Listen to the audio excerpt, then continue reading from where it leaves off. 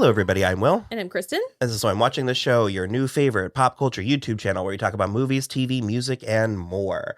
I wanted to record an intro because we're going to release some very old test footage of ours that was Riverdale. We covered season 1 and 2 of Riverdale, and because we have had so much fun with that show, for better and worse, and because it's been one of some of our most popular content, I was like, we've got this footage. It's not great. Like, our audio's bad. Yeah. We look different. There is no set. Yeah. But I think ultimately at the end of the day, I think the conversation is good. Mm-hmm. And I think it's worth releasing. It's in my old dining room.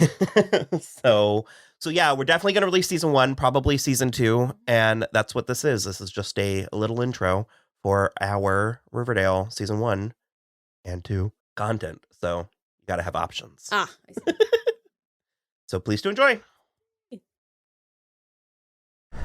Okay, what was this called? Death on the Nile or something? Heart of Darkness. Heart of Darkness.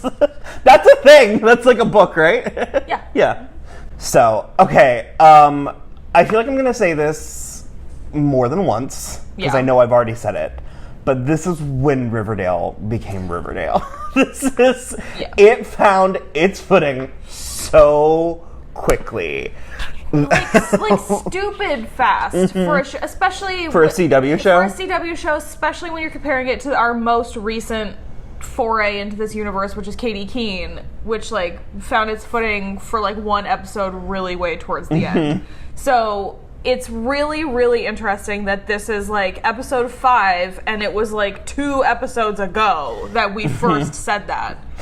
This is Jason, and it doesn't slow down. Yeah, this is Jason's funeral. So it's really sort of, it's not really our introduction to the Blossoms, but it's like a four-way. It's not our introduction to the Blossoms, but it's so much. It's the introduction to Nana Rose. It is Nana Rose, but it also is just, it's so much Blossom family. We have met both Penelope and Clifford, but this is when Penelope is like, shows up for work. Well, also, it is a trick to make somebody who can be as acerbic as Cheryl sympathetic, and this does gangbusters for making her feel sympathetic. Her family is insane. I forgot how hard Penelope came out of the gates, like, because like I said, there's like plot elements, like Betty's investigating.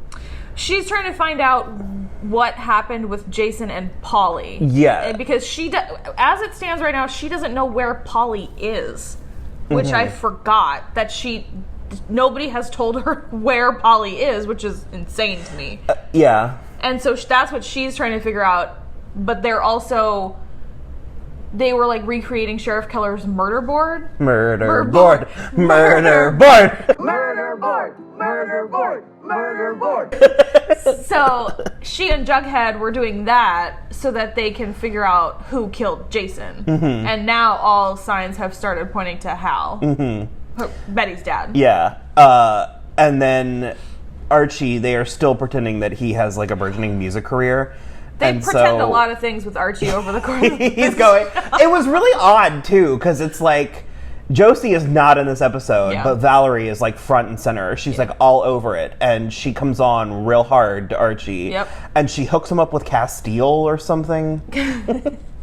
Now I don't remember what his name was. I don't know who he is. Do we see him again? Like... No, that's the thing. I don't think we do see him again. I mean, like once or twice. Oscar Castillo. It was his last name. Oscar. But he's so harsh to Archie. But it's also, he's too harsh, but it also is kind of hilarious because... Of course, especially coming off the heels of something like... Truth and nothing but the truth. And coming off the heels of something like Gossip Girl, where these kids are like, I want a Fulbright scholarship. And it's like, no, Vanessa, you didn't. Well, and I just love how, because Archie's like talking about Miss Grundy, and... Oscar is like, well, she must have seen something in you that I don't. I was like, well, you haven't fucked him yet. Try sleeping with him. Just try it. But that's the thing that's so, because it's like, he asks Archie, how many hours a day are you writing music? And he's like, well, a couple. And he goes, that's going to have to change. And I was like, he's a high school student. He was like, well, after football, I can devote a lot of time to this. And he's like, this is unacceptable. It is all or nothing. And it's just like, it's not all or nothing. He does have like weird football drama in this that I kind of glaze over. I was like, well, the football thing we like the best doesn't happen until season 3. So. No. Let's just say the scenes had epic highs and lows.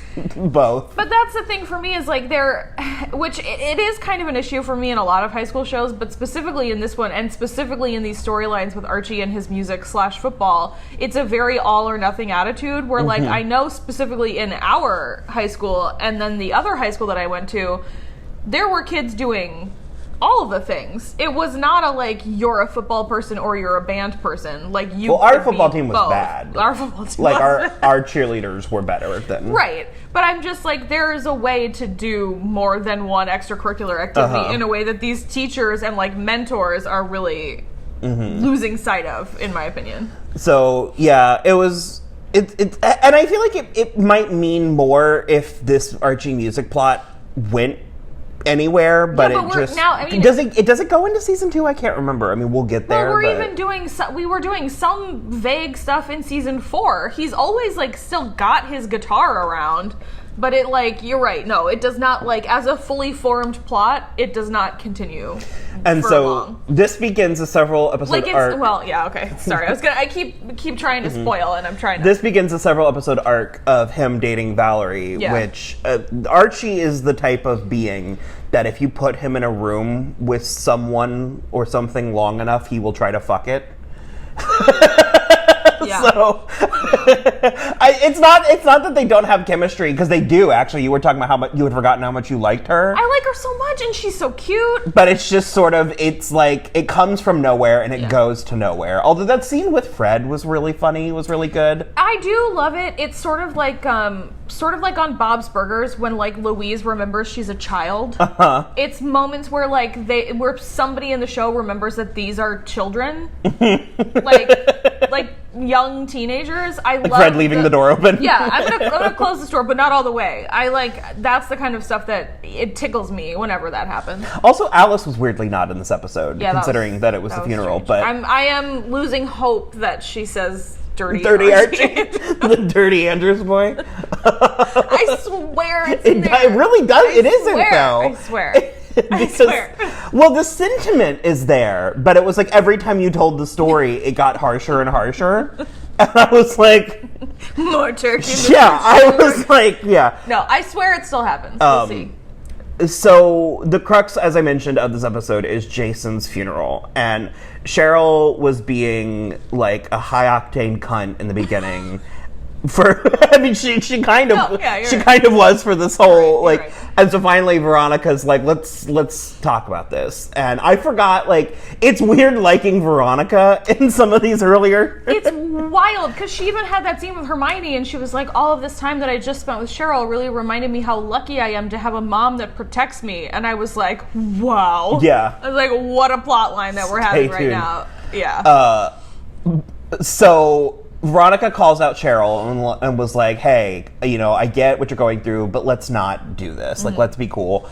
And so Cheryl invites her to a sleepover, and it is so tragic. It's like, basically Veronica's the only person there. And Veronica just assumed there was going to be other, because what were their names? Fucking Gabby and something, or I wrote it down. I don't know, the girls. Tina and Ginger. Yeah. I feel like now that we have also named them, I feel like we never see them again. Yeah, it was really like, who? Who are you talking about? Well, and so when you said Veronica was the only person there, I thought you were referring to the Blossoms, because Veronica is the only human person in that room. And it also is like a black tie dinner.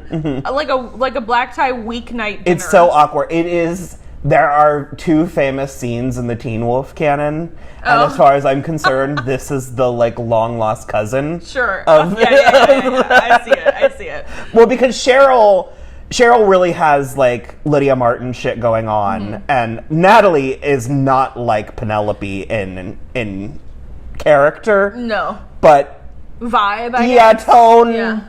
We could argue. Yeah. But yeah, they just. It's so much. And it's so weird seeing Cheryl, the juxtaposition between seeing her in school and then seeing her at home. Yeah, because she really gets cowed by her parents in a way that she cows everyone else at school. And so, like, watching them sort of berate her and, like, be really nasty to her about Jason, it's weird. This was the opening. It's a dream sequence, unfortunately. However, we Who have knows? Maybe not. We have no reason to believe that it wasn't, based on reality, Yeah. but Cheryl is wandering the halls Of Thornhill.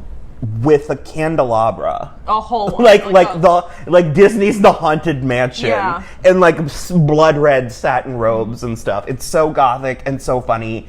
And it's just sort of like, so when we get to the funeral, Cheryl, who she was banned from the funeral by her mother. Yeah. Which, it's not a good look, Penelope. but also, what on earth would make Penelope believe that that was a doable thing? Yeah. Like, in her 15 to 17 years of life. Being Cheryl's mother. Well, the other thing, too, is, like, she's like, you're banned from the funeral that we're holding in this In the house.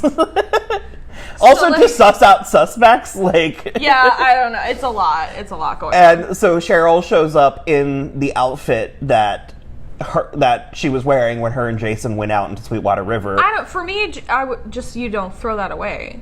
You throw away that outfit. Well, it's a wedding dress. It is a wedding dress. Complete with veil. So It does have, like, a little net So veil she walks down the aisle. towards Jason. And the show acknowledges that it's insane because Kevin is like, yes! Kevin is like, this is He delicious. Kevin is devouring like this with it. And Veronica handles the situation again. I could really use this Veronica Oh, God. back currently. But the thing is I don't know that this Veronica can exist in the same universe with Hiram. Yeah, that's because true. it's like literally as soon as Hiram shows up, Veronica is like... Yeah, well, both Veronica and Hermione just get stupid. Although, fun note that probably will not... You will all have found out before this comes up. Marisol Nichols is coming back. Okay. They're like gonna write her more. Okay. So Would be nice. yeah, she posted it on Instagram today. So yeah, that's kind of it. It's kind of it. The Archie football stuff was all about who was going to be football captain, and the coach gave it to him at the end, and then he gave it to Reggie because he can't give that part of himself to the coach that he needs in order to like be captain. So, yeah, this is we're struggling actually to not spend too much time talking about the show currently, but just two notes I had for context was we do lose these sweeping shots of the town. yeah. I think because as the town grows, they realize that There's no place that exists. Yeah. that looks like, there's no place in Vancouver that exists that looks like that. and second of all, the show gets crazier as it goes. It gets more soap opera-y and more for dramatic sure. and stuff, and it loses a chunk of its fan base because of that. And given that this was episode 5, I don't know what people were expecting. Yeah. I mean, it's like it's So- one of those things where it's like believe someone when they tell when you when someone are tells you who you are the first time, believe and them. It's like just believe the show. Cheryl Blossom's wedding funeral really sets a bar. It does set a bar that if you cleared that and you can't clear some stuff that comes later, you're maybe in That's the wrong. on you. You're in the wrong game a little. So yeah, well, we're gonna watch the next episode, and we'll be back. Yay!